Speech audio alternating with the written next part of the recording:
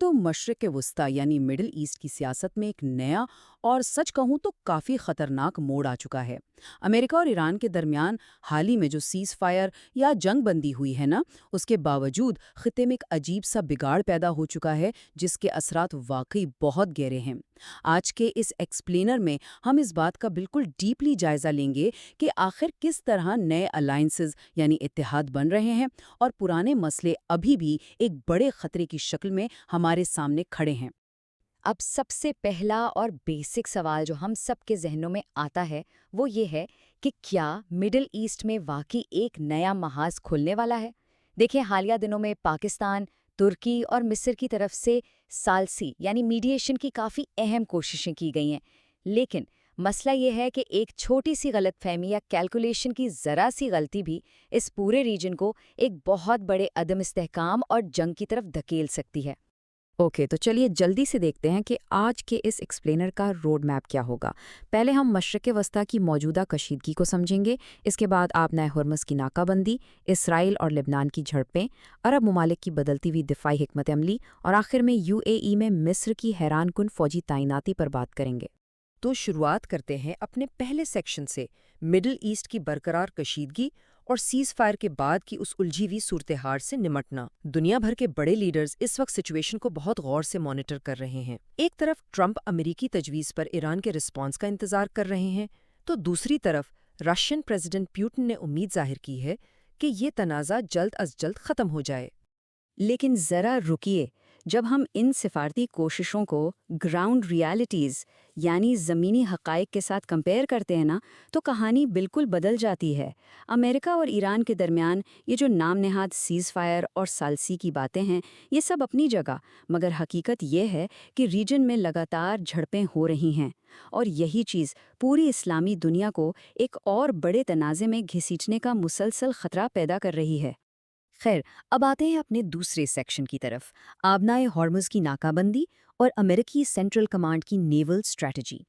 جغرافیائی لحاظ سے دیکھیں تو اب ہم اپنے پہلے سب سے اہم فلیش پوائنٹ کی طرف بڑھ رہے ہیں، جو کہ آبنائے ہارمز ہے۔ یہ وہ جگہ ہے جہاں امریکہ بہت ہی ایکٹیو ہو کر اپنا پریشر بڑھا رہا ہے۔ تو یہاں سب سے کروشل پوائنٹ یہ ہے کہ ذرا اس ڈیٹیل پر غور کریں۔ امریکی سینٹرل کمانڈ نے اب تک 58 کمرشل ویسلز یعنی تجارتی جہازوں کو واپس بھیجا ہے اور 4 بحری جہازوں کو تو مکمل طور پر ناکارہ بنا دیا ہے۔ اس اتنے بڑے آپریشن کا مین مقصد صرف اور صرف ایرانی بندرگاہوں تک رسائی کو روکنا اور ان پر شدید معاشی اور اسٹریٹجک پریشر ڈالنا ہے۔ اب ظاہر ہے اس پریشر کا کوئی نہ کوئی ری ایکشن تو آنا تھا، اور وہ ری ایکشن کافی سخت آیا ہے۔ ہم یہاں چونکہ صرف گراؤنڈ فیکٹس اور بیانات بتا رہے ہیں تاکہ پکچر کلیئر ہو سکے، تو ایرانی اسٹیٹ میڈیا پر پاسداران انقلاب کی ایروسپیس فورس کے کمانڈر کا ایک بیان سامنے آیا ہے۔ ان کا وارننگ دینا تھا کہ اگر ان کے تجارتی جہازوں یا آئل ٹینکرز پر حملہ ہوا تو اس خطے میں موجود جتنے بھی امریکی اڈے اور دشمن کے جہاز ہیں وہ ان کے میزائلوں اور ڈرونز کے نشانے پر ہوں گے، یعنی وہ ان کے لیے بالکل لیجیٹمیٹ ٹارگٹس بن جائیں گے۔ اب رخ کرتے ہیں تیسرے سیکشن کا، اسرائیل اور لبنان کی جھڑپیں اور ایک انتہائی نازک سیز فائر کا ماحول۔ آبنائے ہارمز سے نکل کر اگر ہم تھوڑا میڈیٹرینین کی طرف آئیں تو 14 اور 15 تاریخ کو امریکی ثالثی میں ہونے والے ایک اہم سمٹ سے پہلے ہی اسرائیل اور لبنان کے درمیان حالات بہت زیادہ کشیدہ اور غیر یقینی ہیں۔ اگر ان گراؤنڈ ریالٹیز کو دیکھیں تو ایک بات بالکل کلیئر ہے، وہاں کوئی 100% سیز فائر موجود نہیں ہے۔ سوچیں، جنوبی لبنان میں روزانہ سٹرائکس ہو رہی ہیں، بیروت کے قریب ہائی وے کو ٹارگٹ کیا گیا ہے، یہاں تک کہ اسرائیلی فوج نے 9 گاؤں خالی کرنے کی باقاعدہ وارننگ دے دی ہے، اور اس سب کے دباؤ میں حزب اللہ نے بھی شمالی اسرائیل پر ریٹیلیٹری ڈرون سٹرائکس کیے ہیں، تو یہ سلسلہ تو کنٹینیوسلی چل رہا ہے۔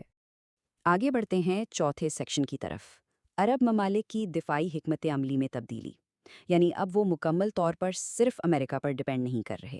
اس لگاتار عدم استحکام کا ایک سب سے بڑا نتیجہ یہ نکلا ہے کہ اب عرب ریاستیں اپنے ڈیفنس کے طریقوں کو کمپلیٹلی ری تھنک کرنے پر مجبور ہو گئی ہیں، اور اس کی وجہ یہ ہے کہ پورے ریجن میں خوف اور عدم تحفظ کا ایک گہرا احساس پایا جاتا ہے۔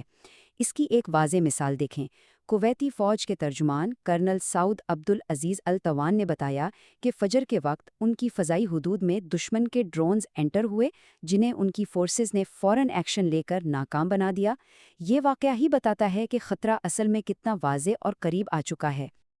یہ سب دیکھ کر یہ سمجھنا مشکل نہیں کہ ڈیفنس کا پرانا پیراڈائم کیسے بدل رہا ہے۔ پہلے کیا ہوتا تھا؟ کمپلیٹ ریلائنس ہوتی تھی یو ایس سیکیورٹی پر، لیکن اب ایک نیا دور شروع ہو رہا ہے جہاں ڈیفنس ایگریمنٹس کو ڈائیورسفائی کیا جا رہا ہے۔ مثال کے طور پر سعودی عرب نے پروجیکٹ فریڈم کے لیے امریکہ کو اپنی ایئر سپیس یوز کرنے کی اجازت نہیں دی۔ کیوں؟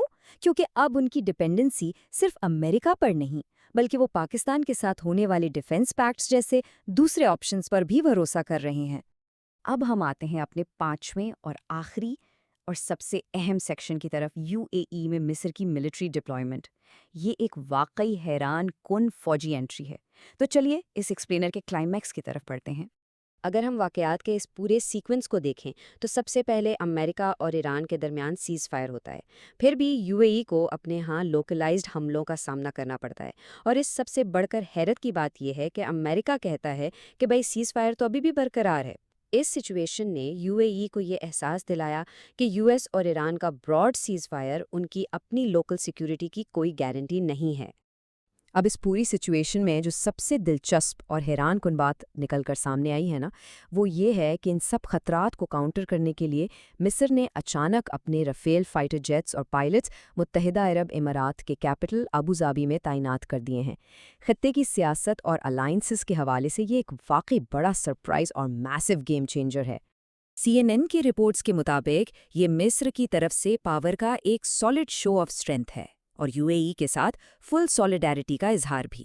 مصر کے صدر عبدالفتاح السیسی نے تعلقات کو مزید بہتر بنانے کے لیے اسٹیٹ وزٹ کیا، یو اے ای پر حملوں کی اوپنلی مذمت کی، اور سب سے اہم، انہوں نے امریتی ڈیفنس کو گارنٹی کرنے کے لیے اپنے ملٹری ایسٹس وہاں بھیج دیے۔ یہ صاف دکھاتا ہے کہ جب امریکی ڈیٹرنس ناکافی محسوس ہوئی تو ایک بڑی عرب طاقت نے خود آگے بڑھ کر یہ خلا پر کیا۔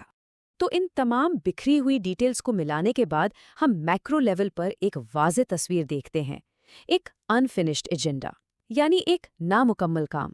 ایرانی فوج کا یہ کیٹیگوریکل بیان کہ وہ کسی صورت سرنڈر نہیں کریں گے، اور پورے مڈل ایسٹ میں جو ان ریزالوڈ ٹینشنز چل رہی ہیں وہ صاف بتاتی ہیں کہ اس ریجن کے مسائل ابھی بالکل بھی ختم نہیں ہوئے۔